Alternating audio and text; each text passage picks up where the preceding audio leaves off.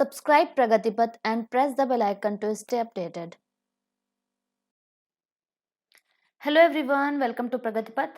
आज यहाँ पर हम करने वाले हैं सीटेट 2012 का एक क्वेश्चन पेपर, जिसमें जनवरी में आया हुआ पेपर जो है उसमें इंग्लिश का पार्ट हम लोग करेंगे। चलिए देखते हैं क्या क्या क्वेश्चंस आए हुए हैं। क्वेश्चन यहाँ पर है 121। यहाँ पर सबसे पहले आपको क्या करना है, answer the following questions bye selecting the most appropriate option. अगर आपने लैंग्वेज 2 इंग्लिश चुना है तो फिर यहाँ पर आप क्वेश्चन नंबर 121 से सॉल्व करना स्टार्ट करेंगे। यहाँ पर देखिए क्वेश्चन नंबर 121 में क्या है, the main responsibility of language teacher as a facilitator is. 4 options यहाँ पर दिए हुए हैं। To provide a lot of information and make the learners listen to it. दूसरा, to strictly control the class and cover the syllabus in quick time. Third क्या है, to read the lessons aloud and provide explanation for each time, each line. ठीक है, next क्या है, to create a number of opportunities for the learners to use the language meaningfully. तो इनमें से कौन सा ऑप्शन सही होगा? अगर आप यहाँ देखें इन चारों ऑप्शंस में तो आपका ऑप्शन नंबर 4 सही होगा। ठीक है, to create a number of opportunities for the learners to use the language meaningfully. ठीक है, टीचर को क्या करना होता है, टीचर एक सुविधादाता होता है। सुविधादाता को क्या करना है, एक कई सारी अपॉर्चुनिटीज बनानी है स्टूडेंट्स के लिए, जिससे वो लैंग्वेज को अर्थपूर्ण तरीके से समझ सकें।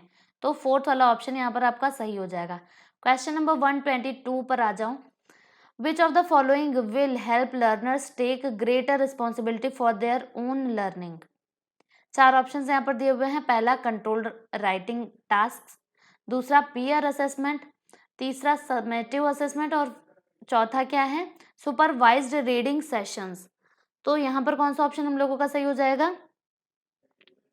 यहाँ पर ऑप्शन 2 सही हो जाएगा। पीयर किसे बोलते हैं? पीयर वो लोग होते हैं जो आपके किसी लेवल पर बराबर हो, जिनका आपके साथ लेवल जो है इक्वल हो, चाहे वो आपके क्लासमेट हों या फिर आपसे एज में इक्वल हों।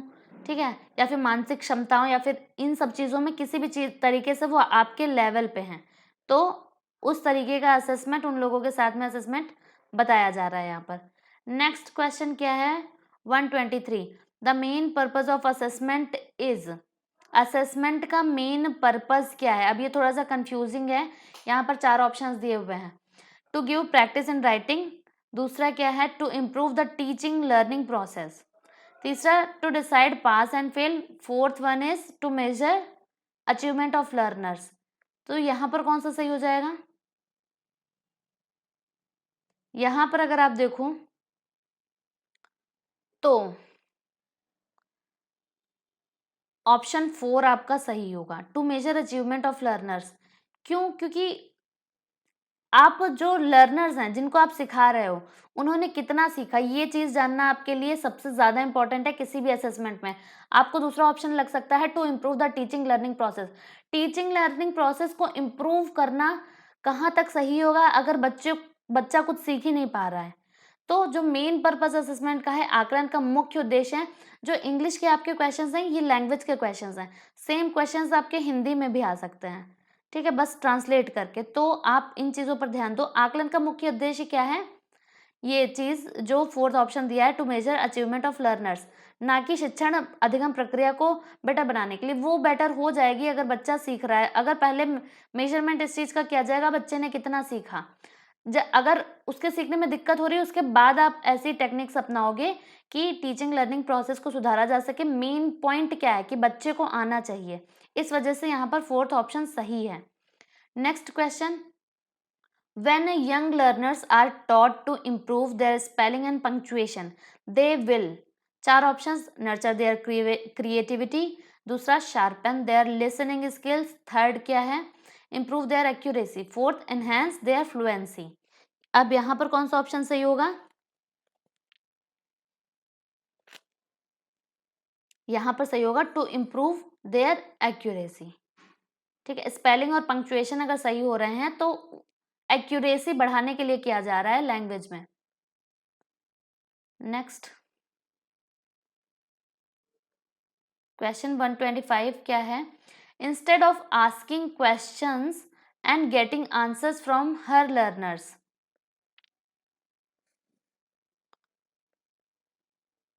a teacher gives some short texts and asks her learners to frame questions. Her primary objective is to, चार ऑप्शंस दिए हुए हैं, make the learners realise the difficulties face by teachers in preparing question papers, यानी कि वो बच्चों को ये एहसास दिलाना चाह रही है, रियलाइज कराना चाह रही है कि टीचर्स जब क्वेश्चन पेपर बनाते हैं तो उन्हें कितनी कठिनाइयों का सामना करना पड़ता है।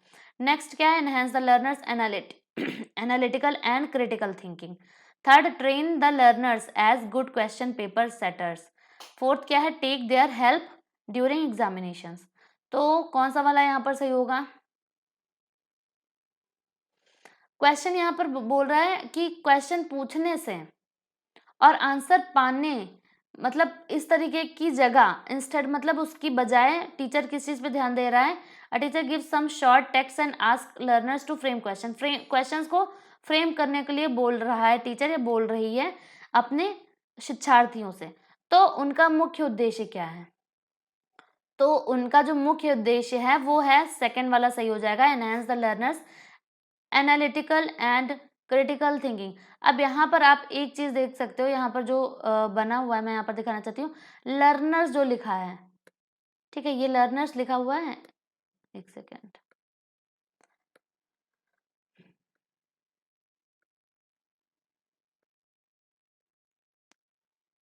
हाँ ये लर्नर्स, यहाँ पर लर्नर्स इस तरीके से एस बना हुआ है यहाँ पर, ठीक है। हाँ, अगर अभी तक आपने मेरा चैनल सब्सक्राइब नहीं किया है और लाइक नहीं किया है तो ज़रूर से कर दीजिए।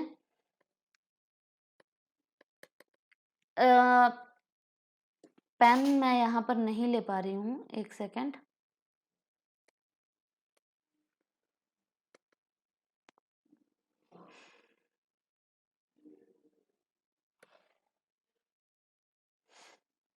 चलिए कोई बात नहीं, मेरा बताने का मतलब यहाँ पर ये था कि जो लर्नर्स लिखा हुआ है, तो लर्नर के बाद आपने अपॉस्ट्रॉफी लगाकर एस नहीं लगाया हुआ है, क्योंकि यहाँ पर एक प्लूरल है। जहाँ पर प्लूरल होता है वहाँ पर एस पूरा वर्ड लिखने के बाद आप अपॉस्ट्रॉफी लगाते हैं। बस इतनी सी बात मुझे यहाँ पर बतानी थी आपको। Next question 126, reading between the lines as a sub skill of reading mainly involves. ठीक है, अब ये रीडिंग बिटवीन द लाइन्स, इस चीज पर अगर ध्यान दो तो आप इस क्वेश्चन का आंसर ठीक तरीके से कर पाओगे। इज अ सब स्किल, यानी कि एक सब स्किल है, कौशल है, ऑफ रीडिंग मतलब पढ़ने का। ठीक है, ये इसका मेनली क्या इन चीजों को इन्वॉल्व करता है? First, giving sufficient space between lines, lines के बीच में सफिशिएंट गैप देकर। सेकंड क्या है? Inferring the unstated using the contextual and verbal clues. Third, identifying the grammatical item.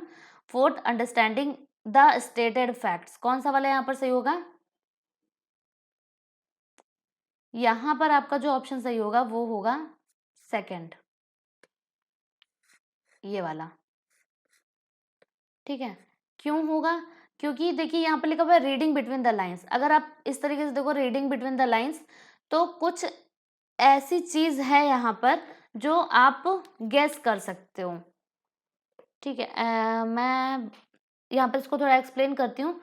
अनस्टेटेड read, जैसे कि मैंने दो इंसान है कहीं पर, मोहन और सोहन, तो सोहन बोलता है कि आप मतलब दो लोग हैं घर में और कोई नहीं है, मोहन और सोहन। मोहन ने कहा कि मेरे घर में चोरी हो गई है, तो फिर उसने कहा कि और यहाँ पर कोई था भी नहीं, तो उसने ये चीज़ तो नहीं कही कि सोहन आपने चोरी करी है, लेकिन उसका जो मतलब था, अनस्टेटेड था वो सेंटेंस कि आपने चोरी करी, उसका इशारा उस तरफ गया। ठीक है, तो इस तरीके की चीज़ है, उसने क्लू दिया। इस तरीके की बात यहाँ पर हो रही है। तो reading between the lines as a sub skill of reading mainly involves, जब लाइन्स के बीच में रीडिंग कर रहे हो, रीडिंग बिटवीन द लाइन्स, ये यूज होता है इसलिए कि कोई चीज़ अनस्टेटेड है।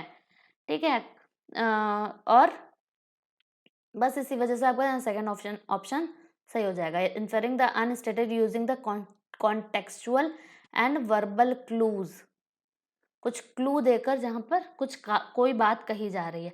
Question number 127, correct speech habits can developed most effectively through.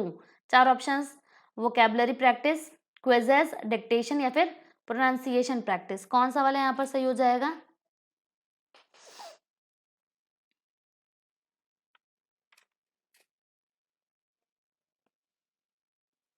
यहाँ पर आपका ऑप्शन सही हो जाएगा pronunciation practice.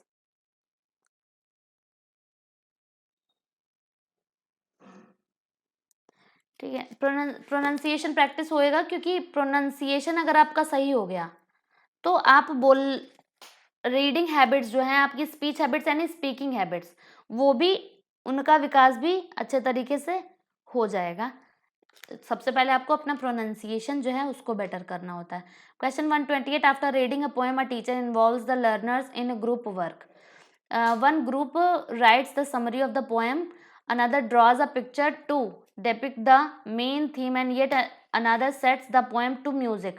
This activity, 4 options, caters to diverse ability and interest, is aimed at preparing the learners for assessment. Third, will distract the learners from the lesson. Fourth, is a sheer waste of time. कौन सा वाला सही होगा? पहला, caters to diverse abilities and interests. क्यों यहाँ पर अगर बात हो रही है कि ग्रुप वर्क में इन्वॉल्व कर रहा है, फिर बोल रहा है कि समरी, पोएम की समरी लिखने को, तो इससे वो चेक क्या कर रहा है? कंप्रहेंशन एबिलिटी, कंप्रहेंशन स्किल्स जो हैं बच्चों की, कितना अंडरस्टैंडिंग पावर है उनके अंदर, वो चीज़। दूसरी बात क्या लिखी हुई? ड्रॉज, यहाँ पर ड्राइंग स्किल्स, ठीक है, और depict the main theme and yet another sets the poem. तो पोएम की अगर बात कर रहा है तो यहाँ पर राइमिंग किस तरीके से कर रहा है बच्चा, इस तरीके की विभिन्न एबिलिटीज, विभिन्न कौशलों और उसके इंटरेस्ट्स को यहाँ पर प्रदर्शित किया जा रहा है। ठीक, तो नेक्स्ट क्वेश्चन क्या है?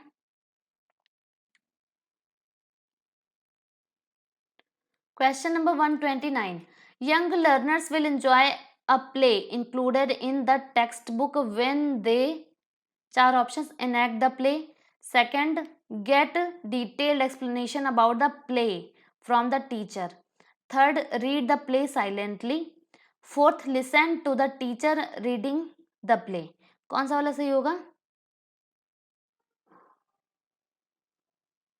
जब कोई टेक्स्ट बुक में प्ले दिया हुआ है, उसको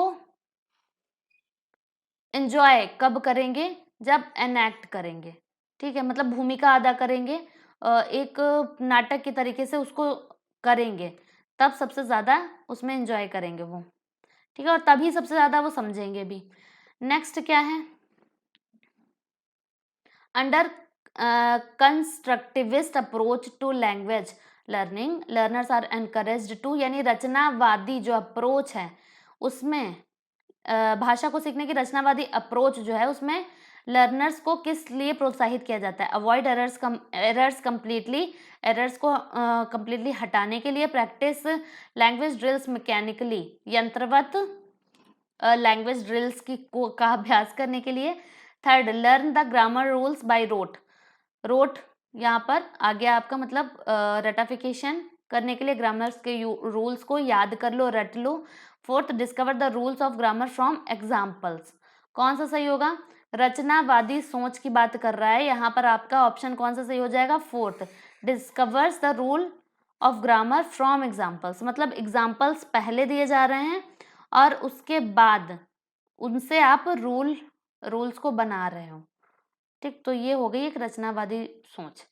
after story telling session the learners are asked to change the ending of the story, this will help the learners. 4 options, develop library reference skills, evaluate the teachers originality, become imaginative and creative, understand grammar better।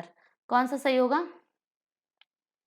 Third, become imaginative and creative, ठीक है। Story telling यहाँ पर हो रहा है और ending बोल रहा है कि चेंज कर दीजिए, तो सबसे ज़्यादा कल्पना करेगा, क्रिएटिव थिंकिंग का यूज़ करेगा बच्चा। Question 132, when young learners are asked to read a text silently, they should be instructed। 4 options, first, to infer the meaning of new words from the context and read the comprehension। Second, to pay special attention to grammar items used in the passage. Third, to read fast even if they don't comprehend the meaning. मतलब नहीं समझ रहे हैं फिर भी जल्दी से पढ़ने के लिए, ठीक। तो नेक्स्ट क्या है, to stop reading whenever they encounter a difficult word. मतलब जब भी डिफिकल्ट वर्ड या फिर फ्रेज आ रहा है तो पढ़ना स्टॉप कर दें, फोर्थ का मतलब है। सेकंड का मतलब है अटेंशन पे करें ग्रामर के आइटम, जो भी आइटम्स ग्रामर का दिया हुआ है, जो भी वर्ड्स दिए हों, सेंटेंसेस दिए हों उस पर स्पेशल अटेंशन पे करें।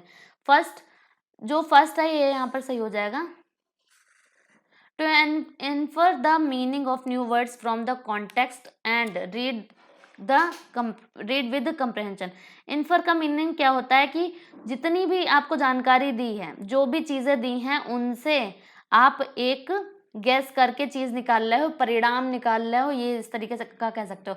तो इस कॉन्टेक्स्ट में इसका मतलब ये हुआ कि जब आप कोई भी पैसेज पढ़ रहे हो तो infer the meaning of new words, यानी कि जो भी जितने भी सेंटेंस वहां पे दिए वहां से आप मीनिंग को गैस करो, वहां से मीनिंग का अर्थ निकालो, ठीक। मीनिंग का स्पेलिंग का अर्थ निकालो फ्रॉम द कॉन्टेक्स्ट, जो भी दिया हुआ है वहां पर, और रीड विद कंप्रहेंशन, अर्थ के साथ उसको पढ़ो। इस वजह से यहाँ पर बोला गया है साइलेंटली पढ़ने के लिए। और मौन पठन का क्या क्या आपका साइलेंट रीडिंग के फीचर्स होते हैं वो मैं बता देती हूँ। साइलेंट रीडिंग में सबसे पहले तो आपको इन्फॉर्मेशन ग्रैब करने के लिए साइलेंट रीडिंग करने को कहा जाता है, जिसको बोलते हैं मौन पठन या मौन पठन बोलते हैं। फिर और किस लिए बोला जाता है, रीड रैपिडली, मतलब जल्दी जल्दी पढ़ने के लिए। मन में जब आप पढ़ते हो कोई चीज साइलेंटली तो काफी जल्दी पढ़ते हो, और पूरी चीज एक जल्दी सरसरी निगाह से देखने के लिए भी आप साइलेंट रीडिंग करते हो, ठीक है। और कुछ चीज आप बहुत ज्यादा गंभीरता से पढ़ रहे हो तब आप साइलेंट रीडिंग करते हो। Question 133, the primary objective of using role play is, ठीक। तो मुख्य उद्देश्य रोल प्ले का क्या है, to promote the reading habit, to improve the communicative competence, to develop acting talent, to evaluate dialogue writing skill. कौन सा सही होगा, second, to improve the communicative competence, ठीक है। क्योंकि ये जो रोल प्ले है ये एक आपको एक अपॉर्चुनिटी प्रोवाइड कर रहा है इंटरैक्ट करने के लिए, इस वजह से आपका यहाँ पर सेकंड सही हो गया। Question 134, language skills are best learned, कब बेस्ट तरीके से सीखी जा सकती हैं जो आपका भाषा का कौशल है। If they are taught in an integrated manner, second with the help of challenging and mechanical language drills, third when they are introduced in isolation one skill at a time, fourth only through written test and assignments. कौन सा वाला सही हो जाएगा यहाँ पर, first वाला, if they are taught in an integrated manner, यानी कि जो आपका LSRW है, LSRW मतलब लिसनिंग, स्पीकिंग, रीडिंग और राइटिंग, ये स्किल्स हैं इंटीग्रेटेड मैनर में जब सिखाई जाएंगी आपको, यानी कि कंबाइंड। इंटीग्रेटेड का मतलब क्या है, कंबाइंड, ठीक है। मतलब चारों को एक दूसरे से जोड़कर जब सिखाया जाएगा आपको तो सबसे अच्छी तरीके से भाषा कौशल सीखा जा सकता है, ठीक है। और नेक्स्ट जो आपका है question number 135, question number 135, substitution table drill helps teachers in, चार options, improving the fluency of learners, evaluating the listening skills, third giving controlled language practice, और फोर्थ क्या, डेवलपिंग फ्री राइटिंग स्किल्स। कौन सा वाला यहाँ पर सही हो जाएगा, third, giving controlled language practice. तो यहाँ पर ये वाला ऑप्शन सही हो जाएगा, क्योंकि जो आपका सब्स्टिट्यूशन टेबल ड्रिल होता है वहां पर आपको, सब्स्टिट्यूशन का मतलब ही होता है विस्थापन करना। तो जो भी सिमिलर वर्ड्स आपको दिए रहते हैं, सिमिलर लैंग्वेज स्ट्रक्चर, तो उनको विस्थापित करके उसकी जगह दूसरा वर्ड या फिर दूसरा फ्रेज यूज किया जाता है। इसकी प्रैक्टिस करी जाती है सब्स्टिट्यूशन टेबल ड्रिल से। तो एक नियंत्रित ढंग से आपको लैंग्वेज की प्रैक्टिस यहाँ पर कराई जाती है, ये याद रखिएगा। कंट्रोल्ड मैनर में सब्स्टिट्यूशन टेबल मेथड में होता है आपका। तो ये कुछ 15 क्वेश्चंस विद एक्सप्लेनेशन मैंने आपको बताया, काफ़ी अच्छी अंडरस्टैंडिंग आपकी बनी होगी इन क्वेश्चन से। बाकी एग्ज़ाम में भी आपको ये हेल्प करेंगे, कोई भी टीचिंग एग्ज़ाम हो और कोई भी आपका पेपर हो, जैसे पेपर 1 या फिर पेपर 2, दोनों के लिए इंग्लिश का आपका जो पोर्शन है, जो सिलेबस है वो सेम है। तो दोनों के लिए ये इम्पोर्टेंट है चीज़ें। जो इसका सेकंड पार्ट है दोनों पैसेज का, तो पैसेज के लिए कुछ ट्रिक्स एंड टिप्स हैं, वो आप इस वीडियो के सेकंड पार्ट में देखेंगे। Thank you so much for watching. और हाँ, आप इस चैनल को लाइक, सब्सक्राइब और शेयर ज़रूर करिएगा।